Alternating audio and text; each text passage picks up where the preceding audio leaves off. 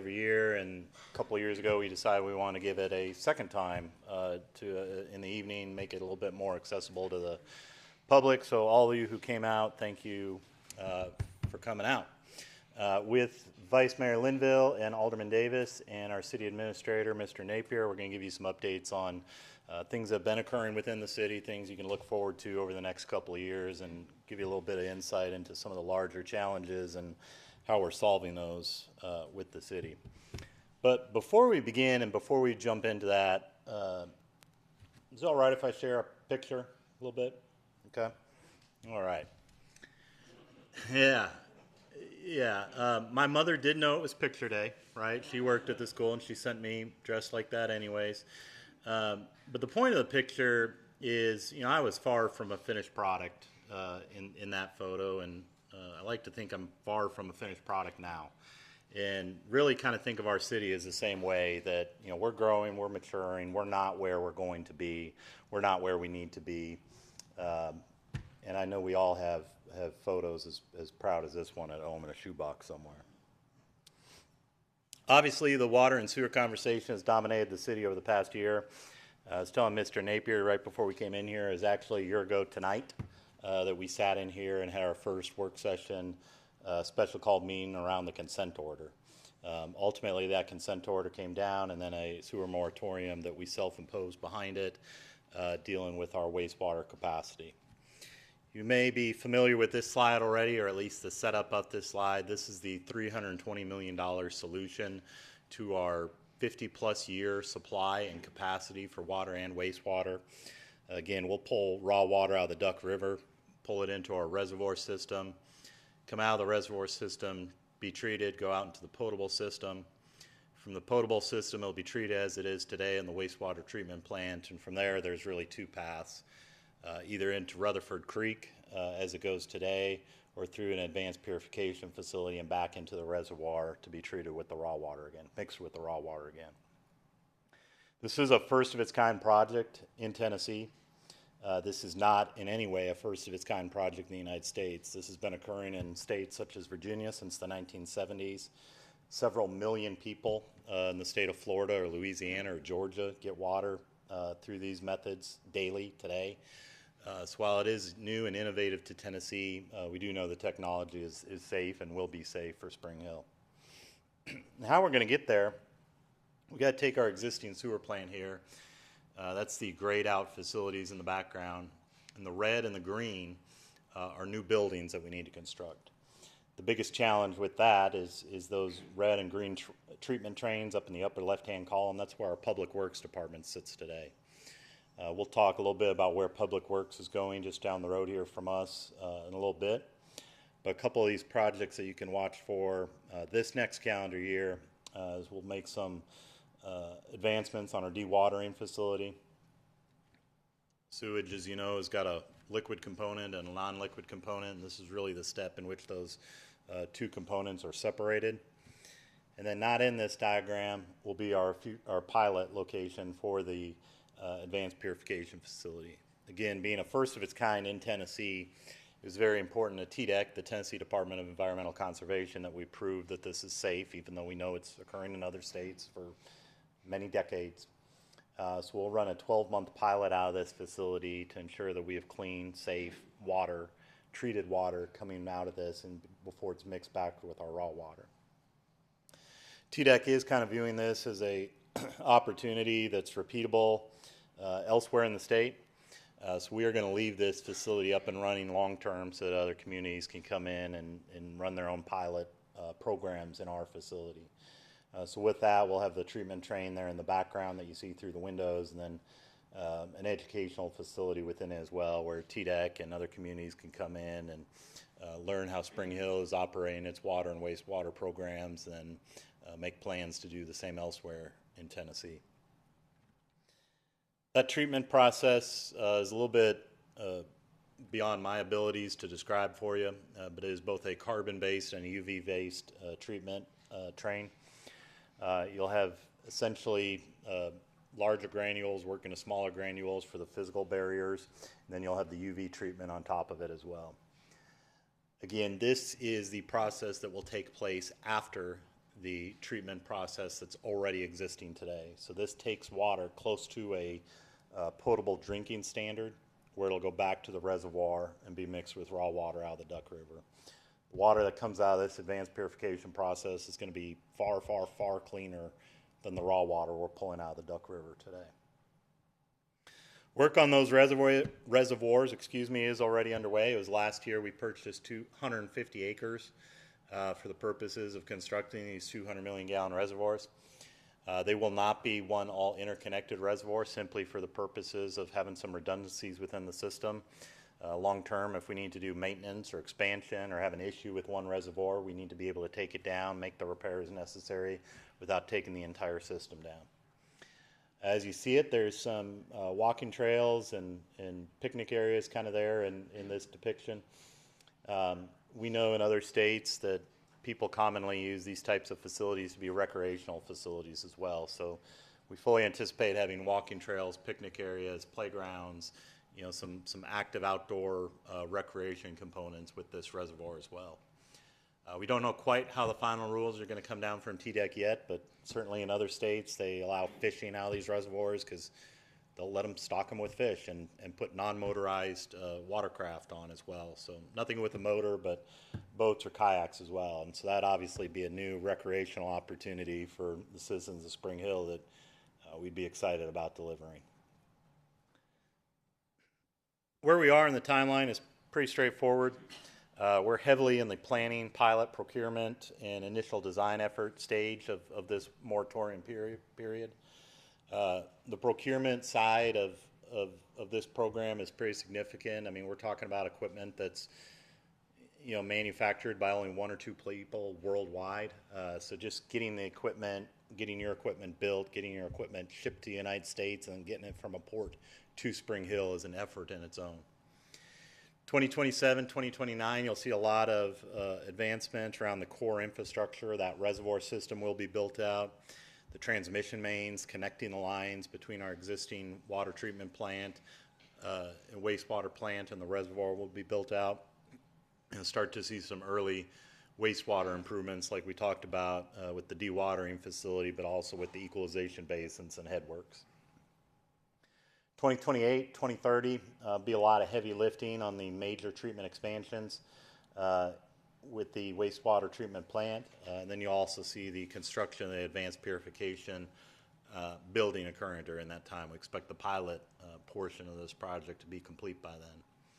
So if all goes well, we've circled a date, May 27th, 2030, to work on final commissioning of the system, getting those final regulatory approvals and integrating the system into the utility system today. So as we were talking about this and putting together Gantt charts and setting out target dates, we all kind of wanted a mechanism to keep us all accountable and on time and deliver this for the citizens in the timeline we outlined. So if you go back out and go down the hall to my office, we call what Lucas has called a doomsday clock ahead of my top of my door. That's 1,432 days and a couple of hours left when this photo is taken. It's a little lower than that now, but obviously still a very significant project that's got many, many days and years in front of it before we bring it online. Now, obviously, the Pure Water Spring Hill is a significant portion of our water and sewer efforts right now, but it's not the only efforts. Later this fall, we'll bring online the Southside Water Storage Tank. This is a 1 million+ gallon facility that's being under construction now and wrapping up now down on Malin Moor. So bring some additional water pressure equalization to the south side of the city and bring us, again, some additional offline storage. We've talked a lot over the past year about different local and regional partnerships. Very glad to see that we got Murray County Mayor Sheila Butt in the room with us, Williamson County Commissioner Judy Herbert, and soon-to-be County Commissioner-elect Darrell Floyd in the room, because partnering with these various regional and state entities is really how we've made a lot of advancements on the projects I just mentioned and some others too. 2 weeks ago, we had the pleasure of hosting the Duck River Watershed Planning Partnership meeting. This is a task force that was put together by executive order by Governor Lee to study the Duck River. as there's close to 300,000 Tennesseans that depend upon the river for water and wastewater needs. The governor wanted to ensure we were being good long-term stewards of our natural resources. So they actually held their most recent meeting in the Spring Hill Police Headquarters. That's our command operating room you see there, when the Pure Water Spring Hill project was added to the list of projects that they intend to recommend to the governor. And now we also have some later breaking news on the Duck River Planning Partnership. Mayor Butt, you might not even know this yet, but one individual had to roll off the planning partnership due to their employment change, and so the governor made a new appointment to the planning partnership today, and it's our very own Dan Allen. So we're very happy to add Dan to the planning partnership as they wrap up their work this fall. Mr. Napier is going to talk a little bit about some of the economic challenges we're facing with the sewer moratorium. So we've been looking for opportunities to deliver some interim capacity to help alleviate those pressures and help take some overall pressure off the system as well. In that effort, we are working with the City of Columbia very closely on this interlocal agreement to construct a force main between our facility and the north end of their collection system. This will be about a 23,000 linear foot force main, run down Malin Moore, run down a TVA easement before you connect into the north end of the Columbia system there. We anticipate this taking on about 1.5 million gallons per day. The City of Columbia's got some extra capacity within their plant, and we intend this to be a long-term partnership. So, as you hear chatter about regional efforts around water and wastewater and in the Duck River Basin, this is certainly one step towards that effort between us and the City of Columbia. We know Highway 31 or Main Street has certainly been a pain point for the community for probably since 1986 when Saturn came. But we are happy to share that within the past year we've made some significant strides forward with TDOT and Thompson Station. Thompson Station agreed to put $15 million towards the project. That, along with the state prioritizing the project and the City of Spring Hill prioritizing our STBG funds to go towards the project. Not only is the project on the 10-year list, but TDOT is actively working on the project now. If you've seen little 2x2 black and white checkerboard grids around town or near Highway 31, there's the field survey markers. Last month, the GNRC, which I'll talk more about in just a minute, authorized the first $28 million worth of federal dollars to go towards the preliminary engineering and the first stages of federally required environmental studies. So now none of that necessarily speeds up our construction timeline or gets us ultimately where we want to be with construction undergoing on the roadway. But these are the required pre-construction steps that we're actively working through with TDOT, Thompson Station, the GNRC. Likewise, Interstate 65, we know is certainly a pain point for everybody. And GNRC again and TDOT have prioritized the portion between Saturn Parkway and 840 to go under construction for additional widening in calendar year 2028. So that is very quickly. Longer term, we know TDOT is currently doing a Pell study, which is a preliminary engineering and design and environmental kind of combined together to take it all the way from Bear Creek Pike, which is the exit to Columbia, up to downtown Nashville. TDOT will actually have a public engagement meeting on that very subject on the 13th, which I believe is next Thursday, here in Spring Hill over on Park Center Drive. A little while ago, myself, Mayor Stover from Thompson Station, Alderman Potts from the City of Franklin, and County Commissioner Brian Clifford were having a meeting and discussing various challenges in our communities, and we got on the subject of transportation and thoroughfare planning, and there's areas where Franklin abuts the county, and then the county abuts Thompson Station, and Thompson Station abuts Spring Hill, and we kind of started talking and realizing all our major thoroughfare plans kind of existed in a vacuum, absent from each other. One of the things that came out of our urban growth update process a couple of years ago was quarterly growth planning update meetings. Mayor Stover and myself took the idea to Mayor Anderson, County Mayor, submitted ultimately a grant request through TDOT to put a county-wide major thoroughfare plan project together. TDOT, to our surprise, said that had never been done in Tennessee. So we are in the process now of all 6 municipalities in Williamson County working together to put together some transportation planning that we know will work countywide. And where one entity makes investments in a road, we know it'll be picked up by the next entity and work as a countywide system. Then maybe our newest partnership news, Medaka, which is a medical device manufacturer. This is our Swiss headquarters, just over the border of Milan, Italy. They announced last week that they're going to come to Spring Hill and build only their second production facility in the world.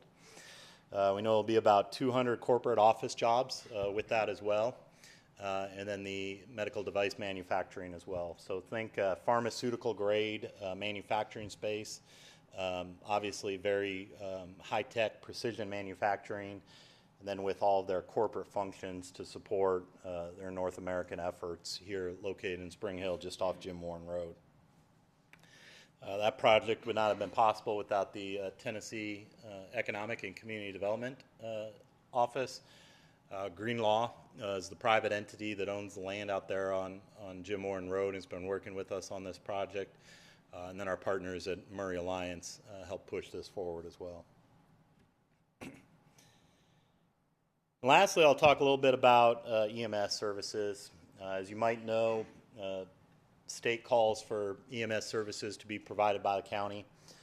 We have been fortunate enough the past 6 years where Williamson EMS served both sides of Spring Hill.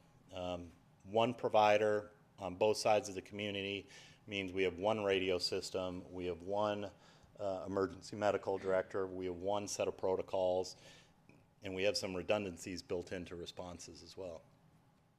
Williamson is decided they no longer want to service the Murray side of Spring Hill, and that's a fair position to be in. I don't necessarily think it's fair for the Williamson taxpayers to fund efforts that are required in Murray County. So we are exploring opportunities for the counties to partner together and perhaps one subsidize the other to ensure that we maintain one provider citywide here. The alternative of having two providers we know ultimately is bad for patients and bad for residents because you're talking about two radio systems, two dispatches, two medical directors, two protocols that aren't all the same. And ultimately who suffers in that is patients with response time. So this is something we will continue to work with both counties on between now and January 1st. Very likely there'll be a time here in the next couple of months where we ask the community to help make their opinions on this subject known as well. And hopefully we can get to a good, healthy financial arrangement between the two counties, ensure that we have one provider citywide. So with that, I'm going to turn things over to Vice Mayor Linville, who's going to talk about some of our non-water and sewer capital projects that we've done and what to look forward to as well.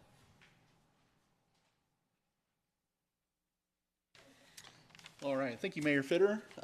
So yes, like he mentioned, I have the opportunity to discuss our 10-year capital improvement plan with you guys. And so, this past year, we actually went through a 10-year prioritization process for us to go through and decide what are the next important projects that we need to prioritize and fund here in Spring Hill.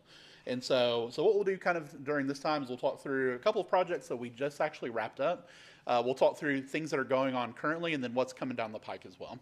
So the first project that we'll talk through is Fire Station 4. So this is a project that actually opened up last fall. And so, we cut the ribbon on the brand new fire station, and it's the first fire station in Spring Hill that actually features dorms on both levels. It has 13 bunk rooms for staff on shift and 9 total bathrooms, along with a dedicated office and bunk room for the battalion chief on shift. The living quarters has a full kitchen, has a full workout room, and more. So our firefighters are living well whenever they're on call to protect the city. And this new fire station has drastically cut response times to nearby neighborhoods, including serving June Lake. And we'll hear a little bit later on from Alderman Davis that this has quite literally actually saved lives here in the city that we can attribute this to. So this project was years in the making, and the BOMA has been proud to be able to deliver this to Spring Hill. So that's Fire Station 4. The next project is the Buckner Lane Widening Project, which has, been in multiple phases. It started all the way up at Thompson Station Road near June Lake, and has come down and it's going to end with the completion of the widening project near Duplex Road. And so the final phase is currently underway for that project. And once fully complete, the road will be 5 lanes across with a middle turning lane, and there will also be utility trails and sidewalks along the sides of the roadway. And so we are looking forward to celebrating the full opening of Buckner Lane later this year. And we know that everyone in the community is as well, and that'll improve the kind of north-south travel throughout the city. So that's the Buckner Lane Widening Project. The next project that we will talk through is Battle Creek Way and Malin Moore Road, which with school starting back this week from Murray County Schools, we know is an important project to be able to serve both all of the Battle Creek schools that are off of Keaton Road there. And so, the city is adding extra turn lanes at the intersection of Malin Moore and Battle Creek Way, which will allow traffic to flow into and out of Battle Creek schools better. And this actually came about through partnership between the city, Murray County government. We're thankful to Mayor Butt and her team there, and the Murray County school system as well. And so we'll add another westbound travel lane along Battle Creek Way. And that work is set to wrap up shortly. So we'll be able to improve the traffic flow for schools, especially as we have more classes starting in Battle Creek and additional drivers going to the site as well. We'll make that a better experience for everyone and a safer experience for all of the drivers in that area. The next project here is the Buckner Lane and Port Royal Road intersection, and this has actually been one of the ones that's been at the top of my list to be able to improve since I was elected about 5 years ago. And so, if you live in this area, you know that this one choke point will queue traffic all the way from that point all the way down Port Royal to Saturn Parkway. And so, once this is finished, this intersection will be realigned, and the roads will be widened, and there will be a bridge on the west side that will be replaced. And so once we add that travel lane there, then that should allow for traffic to be able to flow much more smoothly to where one car that needs to go straight does not cause the entire roadway to queue up. And so expect a lot of congestion relief through this project as soon as we're done. And so right now we are in the process of wrapping up right-of-way acquisition, and construction on this project is expected to start late this year. The next project, which again, also extremely excited about, is the new library project. And so, the library here in Spring Hill, if you've ever been there, it's an incredible, incredible program. We have a great staff, we have great programming, and we're looking forward to having our facility for the library be able to match the quality that we have in those different areas. And so, the plan is to relocate the library kind of right over here near City Hall from its current home just down the road on Keaton Parkway. And so recently, the board has been discussing some concept designs and is leaning towards some level of connectivity between the new library and the current City Hall. You can see the plans here. And it'll include additional parking in this area as well. And plans will likely be slated to start in around the year 2030 or so as we kind of go through that process. And then last, but certainly not least, is the Community Services Annex. And so you might see this is actually just down the road on Beechcroft Road right here, where Beechcroft intersects with the road right in front of City Hall here. And so the city purchased the 66-acre site back in 2023 with the intention of relocating city departments to that site. And so you've probably driven by and seen some of the site prep start to go. You can see the video here that shows kind of what's been going on the site right there. And so what's really important about this project and why it's high up on the list is this is basically step one of relocating our public works department from where they currently are, which is on the sewer or the water reclamation plant site. So we can relocate them to be able to expand that facility as well as part of all the water projects that Mayor Fitterer talked about as well. And so we'll see that with Public Works moving over there, and then expect to see construction starting on the Fleet Division building at the Community Services Annex later this year. And then in following years, we'll continue to relocate additional city departments to that site. And you can see kind of the 5-year build out, what it'll look like over the next 5 years, and then ultimately over 10 years. So that's the last capital improvement project. So I will turn it over to City Administrator Carter Napier to talk about another really important topic, which is this year's annual budget.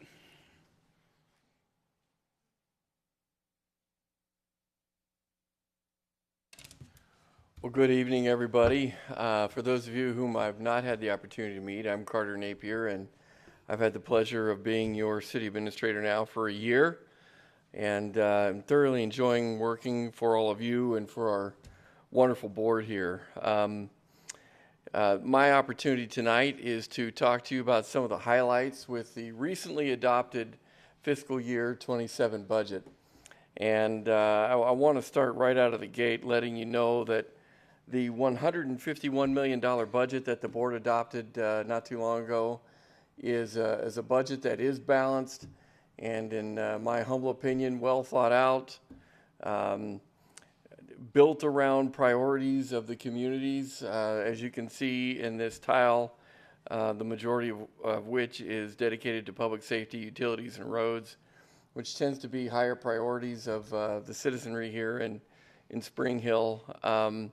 I want to also point out that the budget process is one that's already been recognized from the State Comptroller's Office, and we hope that as we continue in our processes together over budget years from this time forward, that will also be recognized nationally with respect to the preparation and transparency that the budget will be developed around. And so I'm looking forward to that happening as we move forward together.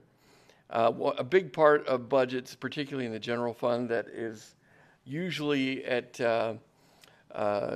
discussion, and a big part of the dialogue that we go through is with respect to positions and expanding the footprint and so forth of the human resource component.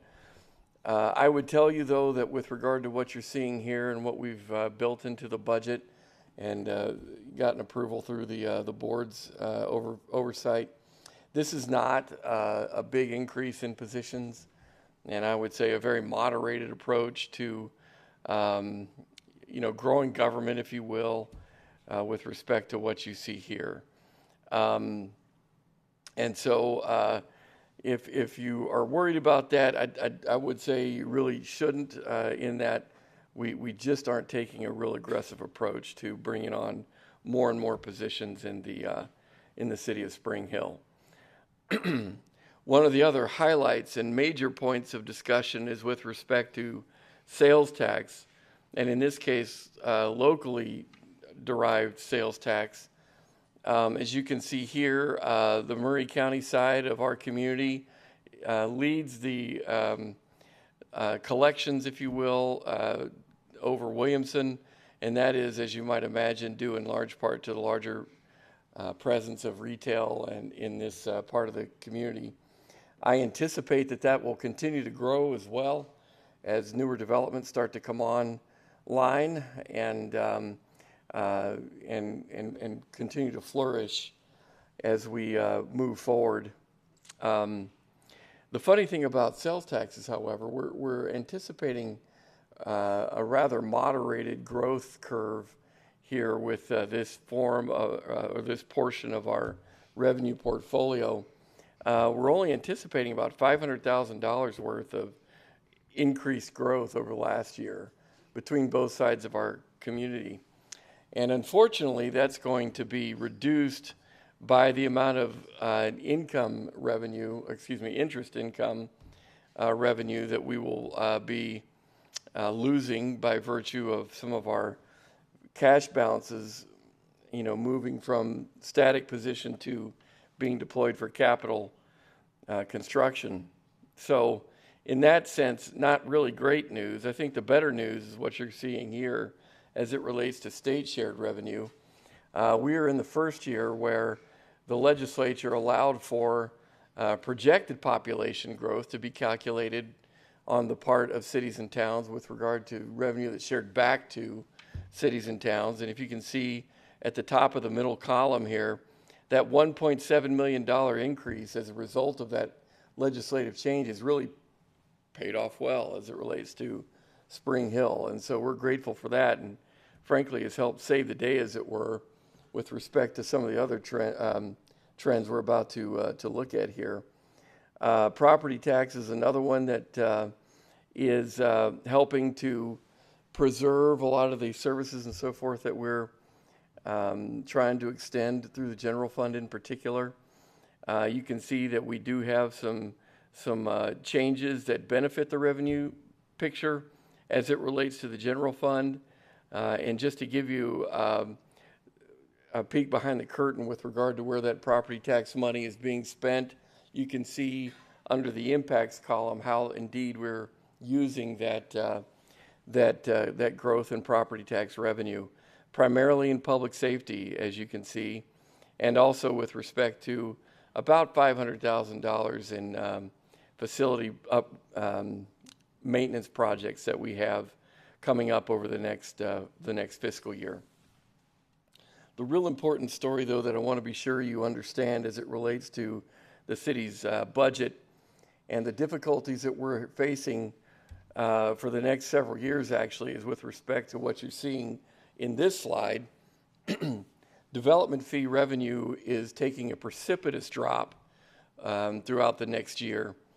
And these percentages are not the kind of percentages you want to see as it relates to trying to plan for a budget in local government. And I would tell you, having been an administrator during the times of the pandemic and so on, we did not see percentages like this back in those days.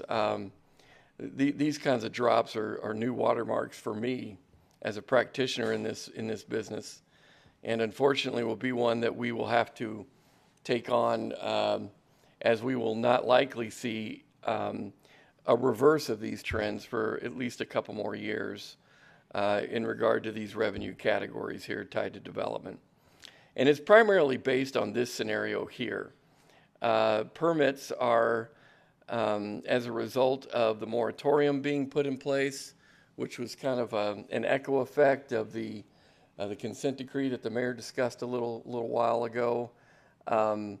Building permits are falling to new lows at this moment in time because of the necessity that the board had to take on as it relates to stopping building so that we would not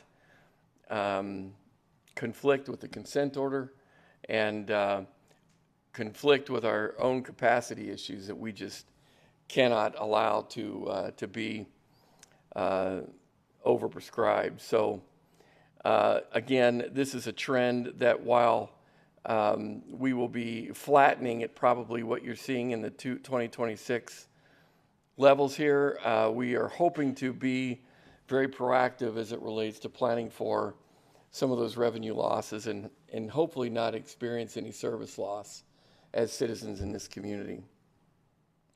One of the high notes that I want to end on, though, however, as it relates to the city's budget and our horizon that we are marching towards in what we're doing is captured in large part with these two teams that these pictures here represent. The mayor talked a little bit here about the work taking place as it relates to water and sewer. And as you, the team that you see in aqua-colored T-shirts here, that's the team that will be overseeing a lot of the improvements and construction activity as it relates to our utilities. And that big picture schematic that the mayor walked you through here a few minutes ago. On top of that effort that our utility team, our Spartan team that we call them, will be taking on, we also incorporated for the first time in the community's history that of internalizing our construction efforts with respect to a lot of the public improvements that need to be made, over the next several years. So the incorporation of our construction team, pictured here on the top of your slide, will shoulder a lot of the public improvements as we move forward into the next 5 to 10 years, I would say. And they will do so at a humongous savings for the taxpayers in this community. So I'm real proud of these efforts. This budget is the host of both of these efforts for the first full year of these teams' existence. And I would say that on top of the work that these two teams will provide, the budget that we have adopted and that the board has approved will again is well planned and well thought of. And I would also add an innovative approach to trying to deal with the realities that we're facing right now as we march forward into our future. And so with that, I would like to turn the time over to Alderman Davis to walk us through the next portion of our presentation. Hello, everybody. Well, thank you, Commissioner-elect, for doing a little spicy music for me. I was given the pleasure of sharing some of our community highlights today, and it's truly an honor to do so. These recognize and remind us that Spring Hill is growing. The people who make this city make it such a special place to call home. Their dedication, selflessness, commitment to serving others strengthen our community and inspire all of us. One of our biggest highlights that we had this past year was the City of Spring Hill partnered with the Battle of Franklin Trust to acquire 11.5 acres of battlefield near Main Street and Saturn Parkway. This investment ensures that an important part of our community history will be preserved for our future. And at every Board of Mayor and Alderman meeting, we have the privilege of recognizing individuals and organizations that go above and beyond to make Spring Hill a better place. So I'm going to highlight a few of them right now so you all can see kind of what we've been doing these past years.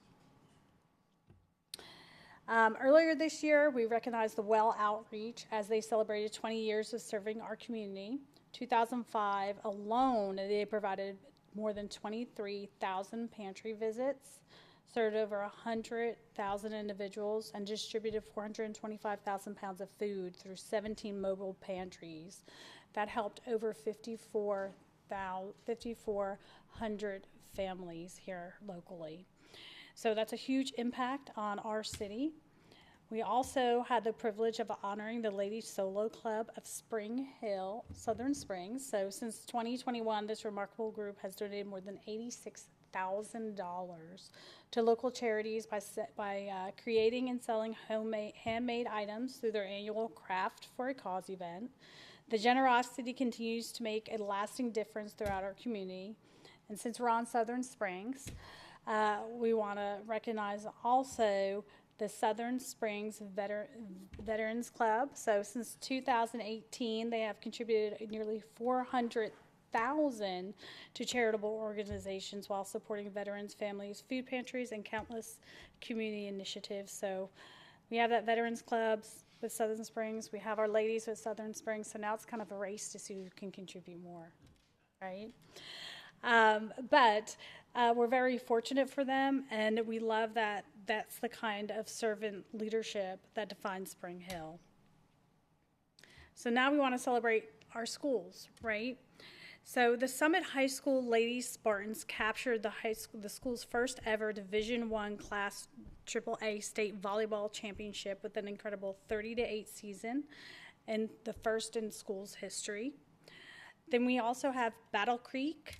Their boys soccer team had a fantastic season and made history during their inaugural season by winning the district title and advancing to the state quarterfinals, right? I love to highlight these accomplishments because these show that we're making investments in our community and they're reflecting the success of our students who continue to represent Spring Hill, and they're representing Spring Hill statewide. So I love seeing that. Now, we alluded to it earlier, but we also we presented the Spring Hill Fire Department's Phoenix Award to a 16-year-old Dimitri Gorgonzalez. So on Christmas Eve, his father suffered cardiac arrest. He began CPR, and he, along with our newest fire station, I believe it's 4, right, gentlemen? Because we have the fire station 4 there, all of those acting quickly together ultimately saved Frank, his father's life, on Christmas Eve. And it just shows an act of true heroism in our community. Beyond these recognitions, we've also seen tremendous community engagement. So I want to thank you guys for coming today, because this is part of our community engagement. And I know, because I see some sitting here, that we've celebrated 32 residents from our Citizens Academy, and some of you all are sitting in our audience right now. So you're bringing a program to more than 100 graduates since 2024. Through behind-the-scene tours, demonstrations, conversations with the elected official and city staff members, residents gain a first-hand understanding of how their city works. So I want to also recognize Lucas and his communication team as well, because the work that they put into this, making this program, has made it a success. So if you're interested and you're not one of our graduates, reach out to Lucas today, and he'll tell you about when the next class is and your opportunity to be there and be a part of that. Now we're going to talk a little bit about our parks and recreation. So they had a wonderful year too. We had Hill Fest that happened. So we had about 4,000 attendees there. That's an increase of 12% over last year that we had. We had our Christmas parade, which we have every year, and there's so many people that work behind the scenes to put it on, and it's always just a huge turnout, and we love that. And then camping in the park. I don't think anybody here has camped in the park that I'm seeing. Anybody? No? Okay. Me neither. But we had 670 campers that did enjoy our park and got to camp out there. And that's great for the kids, and it's great a bonding experience for our community. So because of these events, the events continue to grow because of our residents showing up, our sponsorships that we have, that are sponsors that invest, and then our staff works really, really hard behind the scenes to make sure that this happens for our community. Now, we want to talk a little bit more about how our community partners, Mayor said, we're partnering with other communities, we're partnering with local organizations, and one of the local organizations is the Chamber. So our partnership with the Spring Hill Chamber of Commerce continues to be another tremendous success.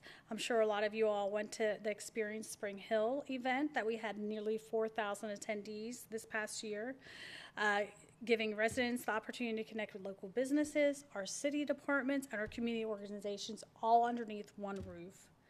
And then last month, we had a huge 250th celebration for America. So that was really great. So we had the whole community came together. We had nearly 10,000 people after we counted them all, the people that came to the event as well as the people that were in their cars everywhere. Joined us for fireworks, a drone show, we had live entertainment, we had community celebration. So this event would not have been possible without the City of Spring Hill partnering up with the Chamber of Commerce, General Motors, and all the other departments, the crossings, local businesses sponsors it, and then we also had volunteers that also sponsor that for us. So we're very thankful that we had all that. So that all together, the community put in money as well, so we were able to raise $20,000 to actually help towards that. So these are just a few of the highlights that we had this past year. But together, it's going to tell one story. It's going to tell that Spring Hill is still thriving because of the people that invested in it every day, which are you guys. So thank you for all the volunteers, everybody who serves, gives back. This is still a great place to live, work, and play. And without further ado, we have our mayor. Thank you, Alderman Davis. Sharon McMahon was a high school history teacher turned New York Times best-selling author, and she's got a book called The Small and the Mighty. It's 12 stories of 12 ordinary Americans. You know their stories and you know the impact they've had on our country, but you probably don't know their names.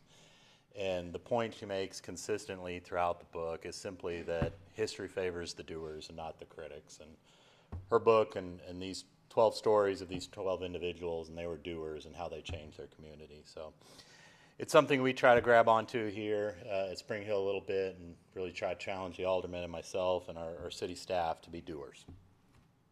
And buy the book if you haven't read the book. So with that, that's all we have for you this evening. Thank you very much for coming out.